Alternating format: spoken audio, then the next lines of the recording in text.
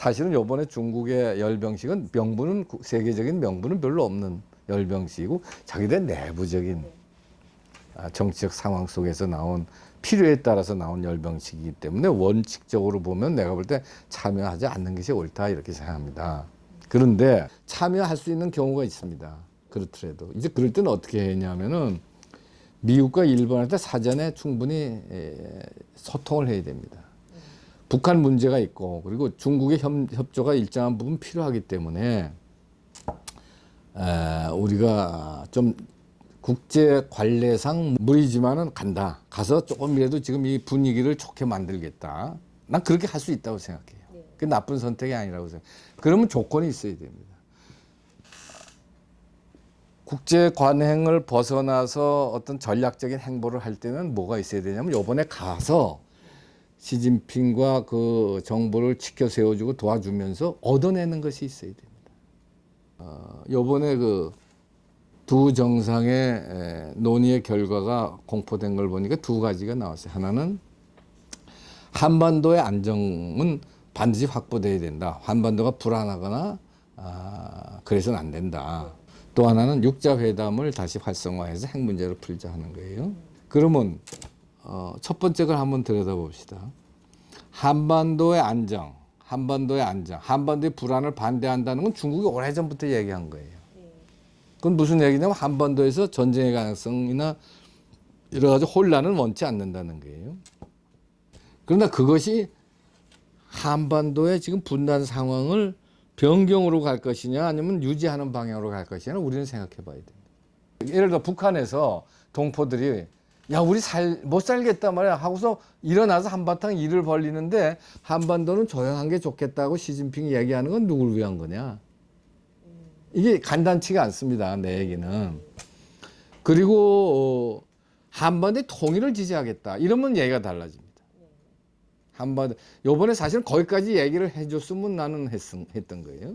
평화 통일 얘기는 항상 나오는데 두 분이 합의한 거에 가장 중요한 것이 한반도의 평화예요. 평화가 안전과 평화지. 안전과 평화라는 것이 뭔가 안전과 평화라는 건 분단의 지속입니다. 내가 보기에는. 그리고 그거는 중국의 대북 정책이지, 이제 대한반도 정책이지, 그것이 대한민국의, 그건 기초지. 예? 대한민국의 정책은 안정과 평화를 넘어서서 북한을 변화시켜서 통일의 시대를 열어야지, 이게 한반도의, 우리의, 그리고 적어도 대한민국의 그런 노력을 중국에 방해하지 말아야 되겠다, 너희들이. 잘못된 정권을 지지하지 말아야 되겠다. 이렇게, 이런 걸 얻어온다든가 하면 이건 굉장히 큰 거죠. 근데 중국은 하나도 그냥 평화와 안정을 원한다 그러면은 그냥 분단 현상 유지가 되는 거고 그건 중국이 계속 주장해왔던 거. 두 번째 육자회담 부분입니다. 육자회담 부분은 그것도 중국이 계속 주장한 거예요. 근데 육자회담을 지난 20년간 해보고 실패해서 지금 아무도 육자회담에 대해서 관심이 없고 특히 미국에서는 더더욱 관심이 없어요. 미국은 지금 북한은 육자회담에서 합의한 것도 지키지 않은 나라라는 걸 알았기 때문에 북한하고 대화 자체를 지금 의미가 없다고 생각하는 게 미국인데 그래도 뭐 핵 문제 나오면은 육자회담 하자 하고 얘기하는 게 중국 입장인데 그걸 그대로 일본도 지금 육자회담에 대해서 그 효과성에 대해서 회의하고 있는 그런 상황에서 중국 국민들한테 우리나라가 중국하고 좋은 관계다 하는 것만 보여준 거는 뭐 그것도 나름대로 플러스지만 중국의 북한 정책의 변화를 만들었느냐. 또 북한의 변화라고 하는 통일적으로 한반끔 더 나간 것이 있느냐. 이렇게 구체적으로 따라지면은 과연 무엇을 얻었을까 하는 생각이 들고 또 내가 모르는 또 우리 국민들이 모르는 또 깊은 내부적인 또 의견 교류가 있었는지는 모르지만은 하여튼 우리가 뭘 옳고 그른 거를 판단할 때는 그런 시각을 가져야 된다. 이렇게 말씀드릴 수 있습니다. 두 가지를 드려야 되겠는데 첫째는 중국과 미국이 우리한테 주는 의미와 가치가 크게 다릅니다. 중국과 미국은 비슷한 강대국인데 한쪽이 커지면 우리가 좀 큰 쪽에 가서 친하게 지내는 게 국익이 아니냐 이렇게 생각하는 거는 굉장히 잘못된 생각입니다. 미국과 중국이 근본적으로 우리한테 가지는 의미가 다른 거가 몇 가지인데 그중에 가장 중요한 게 중국과 우리는 국경을 맞이하고 있습니다. 국경을 마주보고 있습니다. 미국은 우리와 국경을 마주보고 있지 않습니다. 이게 대단히 중요합니다. 강대국과 거대한 나라와 국경을 맞이하고 있는 중규모의 국가는 항상 무엇을 고민해야 되냐면 중국과 우리가 좋은 관계를 맺을 때는 아무 문제가 없습니다. 그런데 국가의 사이에는 항상 갈등이 등장할 수가 있습니다. 그럴 때 우리의 주권과 우리의 자주와 우리의 경제적 번영을 어떻게 지킬 것이냐에 대한 전략과 구도가 없으면 안 됩니다. 그래서 어떻게 했습니까? 우리가 지난 5,000년간 한반도 역사에서 전쟁이 외침이 한 900번 이상 있었습니다. 대부분이 중국에서 온 겁니다. 6.25 때 우리 통일의 기회를 놓쳤습니다. 중국의 개입 때문입니다. 그러면은 중국하고 좋은 관계 되는 건 좋죠. 나는 중국하고 좋은 관계를 맺는 걸 원하죠. 그러나 이게 국경을 맞이하고 있는 나라는 국경 전략적 이해관계 상충이 국경에서 발생할 수가 있습니다. 그럴 때 우리를 어떻게 할 거냐, 지킬 것이냐, 우리의 자존을 해서 어떻게 했느냐. 그래서 미국을 갖다 놓은 겁니다. 다행히 미국은 멀리 있습니다. 최강국입니다. 그래서 갖다 놓은 거고, 그래서 우리가 중국하고 만날 때 당당하게 만날 수가 있는 겁니다. 이걸 잊어서는 안 됩니다. 그러니까 중국과 미국이 같은 나라가 아니에요. 우리한테 의미가.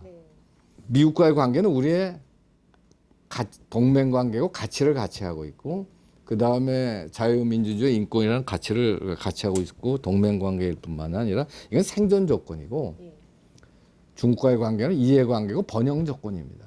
이건 이익의 관계고, 이거는 생존과 가치의 관계입니다. 일본에 내가 얼마 전에 갔는데 일본의 중립적인 지식인들이, 좌도 아니고 우도 아닌 중립 지식인들이 자기들이 이해 못하는 게 있다. 한국을 보면서 그런 얘기를 해요. 이해 못하는 게 하나 있다. 하나는 한국은 통일이 좋다 하는 얘기를 많이 하는데 통일이 그냥 좋다는 것만 얘기하는 건지 통일을 하겠다는 건지 모르겠다. 그게 무슨 소리냐? 그러니까 통일을 하려면 제일 중요한 게 뭐냐? 친구를 많이 만들어야 되고, 그 다음에 통일을 한다면 설득할 대상이 통일에서는 북한이고 중국인데, 그럼 북한과 중국을 설득하거나 압박을 하려면은 일본을 친구로 만들어야 되지 않겠느냐. 일본을 친구로 만들어서 중국을 설득하고 북한을 압박하는 것이 통일의 길로 보이는데, 지금 아베가 한반도를 자극하는 말을 하는 건 자기들도 알기 때문에 그건 잘못하는 거지만은, 한국 입장에서는 그거를 같이 맞대응해서 역사 문제를 가지고 막 사이가 나빠지는 것이 한국한테 이익이냐. 지금 역사 문제는 하루 이틀에 풀리는 문제도 아닌데, 그렇다면 지금 한국에서 더 급한 국가적 목표는 통일해야 될 텐데, 그리고 통일하고 큰 나라가 되면 역사 문제 풀기도 더 쉬워질 텐데, 그럴 거 아니겠어요? 지금보다는.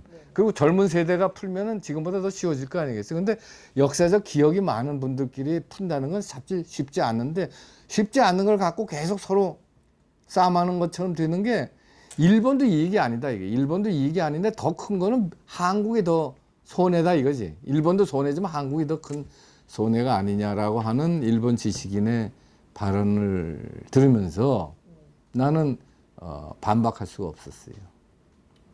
그럼 뭘 의미하느냐, 이게. 지금 한일 관계가 일본에 대해서 우리가 같이 흥분하는 거는 쉬운 일이나, 국가라는 건 먼저 큰 것과 작은 것이 있다면은 도리어 통일이 난 더 큰 과제고, 통일에 일본을 어떻게 협동해서 일본을 활용하느냐, 이런 쪽의 사고가 좀 더 앞서야지.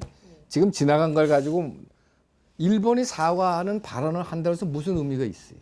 내가 몇 년 전에 일본에 가서 강연하면서 난 너희들한테 사과하라고 얘기하지 않겠다 그랬어. 왜? 여러분들이 사과한다 해서 우리 돌아가신 할아버지 할머니들이 마음이 풀리지 않는다. 그러니까 하고 싶으면 하고 말고 싶으면 말하란 말이야. 중요한 거는 한반도 통일에 너희들이 적극적으로 협력해서 한국의 다음 세대와 일본의 다음 세대가 서로 힘을 합쳐서 한반도를 북한을 발전시키고 아시아를 발전시키고 이렇게 나가는 과정 속에서 젊은 사람들 간의 새로운 신뢰 관계와 협력 관계가 생기면 그것이 새로운 한미 관계의 기초, 한일 관계의 기초가 된다. 한일 관계가 거기에서 새로운 신뢰가 거기서 쌓인다. 우리만 해도 힘들다. 당신들이나 나나. 그러니까 지금 얼굴 붉히고 싸울 거 없이 미래를 위해서 같이 노력하는 길을 찾아보자.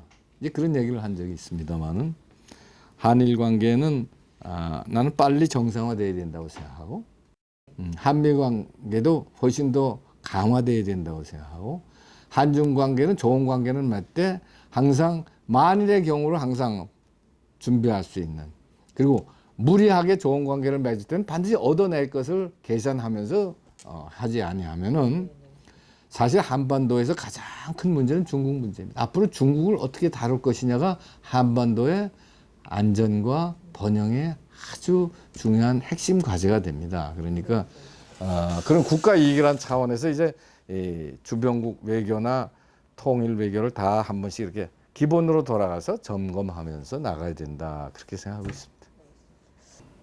내가 이 자유주의의 중요성을 항상 얘기할 때 예를 드는 게 하나가 있어요. BC 1000년 전에 그리스 시대입니다. 그때 지구촌에 살던 사람들의 평균 소득이 얼마였다고 생각하세요? 150불 정도였습니다. 지금 가격으로 1인당 국민소득이 150불이었습니다. BC 1000년에.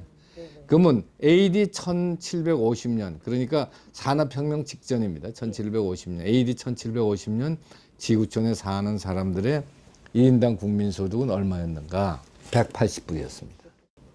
그럼 한 거의 2700년간 정도인가 인간은 150불에서 180불까지밖에 증가하지 않았어요. 무슨 얘기냐? 인간은 오랫동안 가난하게 살았습니다. 1750년부터 그럼 2000년, AD 2000년, 250년입니다. 1750년부터 AD 2000년이니까 요 사이에 AD 2000년이 될 때 1인당 지구촌의 평균 소득은 6,600불입니다. 180불에서 6,600불까지 올라간 겁니다. 이런 굉장히 예외적인 물질적 풍요는 어디서 왔느냐? 자유주의에서 왔습니다. 시장에서 왔고 분업에서 왔고 자유, 경제적 자유, 또 경제적 자유를 보장할 수 있는 법적 자유, 그러니까 재산권이라든가 이런 거, 계약법이라든가. 그다음에 그걸 뒷받침해서는 민주주의.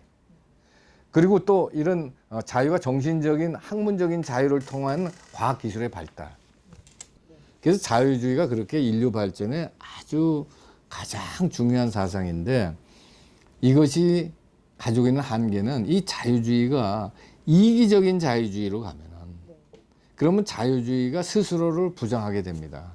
그래서 자유주의가 발전을 갖고 오는 게 아니라 특권 계급을 만들고 차별을 만들고 자유주의가 가진 자들만의 자유로 끝나고 이렇게 되면은 이 자유주의는 자기 부정이 됩니다. 그래서 자유주의가 소중하고 지속 가능하려면 반드시 공동체를 소중히 하는 자유주의가 돼야 됩니다. 그러면 이걸 가지고 우리나라를 개혁한다, 국가 개조를 한다든가 각 분야를 개혁할 때는 방법이 우선은 자유주의적 개혁을 시작해야 됩니다. 그러니까 어떤 교육 정책을 할 때, 경제 정책을 할 때, 노동 정책을 할 때, 외교를 할 때 우선 그것이 개인의 자유와 창의와 선택을 넓히느냐 안 넓히느냐를 우선 봐야 됩니다. 개인의 자유와 창의와 선택을 넓히는 제도 개혁, 의식 개혁은 그거는 올바른 방향입니다. 그러니까 교육 개혁에서 학교를 더 많이 선택할 수 있고 교육 프로그램을 내가 더 많이 선택할 수 있고 양질의 교육 프로그램을 선택할 수 있는 자유를 확대시켜 줄수록 그건 올바른 교육 개혁입니다. 두 번째는 공동체를 강화시키는 개혁을 해야 됩니다. 공동체를. 그러니까 교육에서는 예컨대 개개인한테 좋은 교육을 받을 수 있는 많은 프로그램을 다양한 학교를 허용하면서 자기가 선택해서 필요하다면 시험을 쳐서 들어가도록 선택할 수 있는 여지를 확대하되 그 다음에 어떤 문제가 생기냐면 그런 의지와 능력이 있는데 예를 들어 어렵다든가 경제적으로 가정이 이런 친구들에 대해서는 공동체적인 차원에서 당연히 기회의 균등성, 평등성을 보장해 줘야 됩니다. 또 개인의 선택에만 맡기면 안 되는 부분이 뭐가 있냐면은 문사철입니다. 문사철 부분과 기초과학 부분은 잘 사람들이 안 갑니다. 국가가 공동체 입장에서 볼 때는 이 문사철 교육이라든가 기초과학 기술은 어떤 형태의 정부가 장학금을 주든지 딴 인센티브를 줘서 학교를 유지해야 되는 거예요. 그게 공동체적 개혁입니다. 교육을 예를 들었지만 모든 개혁은 자유주의 개혁을 우선 해야 됩니다. 자유주의 개혁. 이제 그렇게 자유주의적 개혁을 하면서도 아까 얘기한 그런 공동체적 개혁을 같이 이렇게 나가는 이게 공동체 자유주의적 개혁입니다. 대통령과 교육부 장관이 국민한테 설명해야 됩니다. 내가 보기에는. 그러면 한국 국민들은 올바른 선택을 많이 합니다. 하리라고 봅니다. 그리고 그래서 앞으로 지도자는 세상이 변하니까 국민들하고 정확하게 정책에 대해서 소통할 수 있는 지도자가 필요합니다. 그리고 이제 견해가 차이가 좀 나면은 그러면 여러분 이렇게 내가 대통령 하는 한 나는 이렇게 하겠습니다. 여러분들이 나 뽑아줄 때 내가 옳다고 생각한 대로 하라고 그랬으니까 내가 하겠고 내가 틀렸다고 생각하면 다음에 딴 대통령 뽑아서 하십시오 말이야. 이렇게 정도 자기 소신을 가진 사람이 나와야지. 그럴 거 아니겠어요. 대통령 뽑을 때는 네 뜻대로 하라고 그랬으면은 나는 이걸 확신이 있습니다 말이야. 그러니까 이대로 하겠습니다. 그 정도로 할 때 국민들이 알았어 하고 또 지지할 사람도 생기고 또 여하튼 내가 보기에는 지금 우리나라 정책에서는 서로 그냥 인기 영합적으로 적당히 넘어가고 듣기 좋은 얘기하고 보세요. 얼마 전에도 KBS에서 통일 특집을 하는데 유명한 교수들이 나와서 뭐라고 그러는지 아세요? 남북이 서로 좀 더 진정한 대화를 하고 신뢰를 구축하고 말이지 우리가 좀 그래서 그 말이야 좋지요. 20년간 해봤으면은 이제는 대화를 해도 옛날식으로 하면 안 됩니다. 이렇게 하는 게 좋겠습니다. 이 정도는 진전돼야 되는데 똑같은 얘기를 반복하고 있으니 저 친구들은 이제 그런 공허한 얘기, 그걸 이제 공허한 얘기라고 합니다. 허학이라고 하면 헛된 학문, 내용 없는 말과 내용 없는 주장이 우리 사회에 너무 많습니다. 그러니까 사실은 식자가 그걸 정리해 줘야 되는데 지식인들이 거기에 같이 같이 이제 휩쓸려서 가니까 국민들 판단이 더 힘들게 만드는 거지. 그러니까 사실은 지식인의 역할은 국민들을 판단하기 쉽게 만드는 데 있습니다. 공동체 자유 입장에서 지금 북한에서 가장 중요한 게 자유주의입니다. 북한의 저 체제 변화와 북한의 발전과 북한의 인권 사항의 개선, 북한의 빈곤과 기아의 개선, 정책 탄압의 개선은 자유주의에 있습니다. 그러니까 북한은 자유주의 원리에서 대대적이고 근본적인 개혁을 해야 됩니다. 응? 남한은 어떠냐? 남한은 자유주의는 내가 볼 때 충분히 있습니다. 남한의 부정은 공동체주의입니다. 남한은 그동안 산업화 민주화하면서 열심히 뛰어오느라고 가족 공동체도 옛날 같지 않고 사회도 많이 공동체적 연대와 소속감이 많이 약화됐습니다. 국가도 마찬가지입니다. 그러니까 우리는 어떻게 이 공동체적인 연대감을 남한 쪽에서는 좀 더 키워서 나가고 북한은 근본적인 자유주의적 개혁을 해나가면서 공동체 자유주의적인 방향으로 남북한이 그렇게 새로운 국가를 만들어 나가는 그런 과정이 통일의 과정이 돼야 될 것입니다. 그렇죠. 결국 우리는 이상적인 방향으로 나가야 되죠. 우리가 미래를 얘기할 땐 이상을 얘기하지 않고 현실을 얘기할 수는 없으니까. 그래서 그러면 이제 북한을 자유주의적 개혁을 하려면 어떻게 할 거냐 하는 게 이제 북한의 통일 전략, 북한에 대한 통일 전략이 되는 거예요. 자유주의 사상을 넣어주려면 어떻게 할 거냐. 김정은이 3대 세습이라는 건 반역사적이다, 반민중적이다. 이걸 넣어주려면 결국은 어떻게 할 거냐. 방송도 하고 비라도 하고 사람을 통해서 메시지도 전달하고 그러면서 이분들한테 올바르게 판단할 수 있는 자료를 제공하고 또 그렇게 움직이는 사람을 우리가 바깥에서 도와줄 수 있는 길을 찾고 이런 게 자유주의 개혁 아니겠어요?